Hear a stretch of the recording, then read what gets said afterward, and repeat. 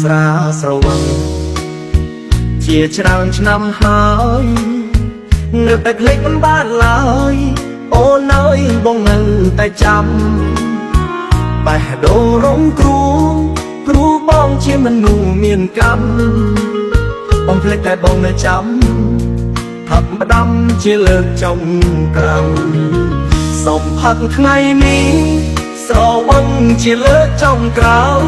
ថ្ងៃស្អាតភ្លេចអូនបានហើយដល់ពេលហើយមើលតែខ្លួនឯងលៀងបេះដូង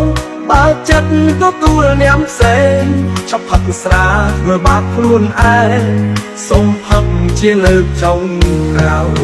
យ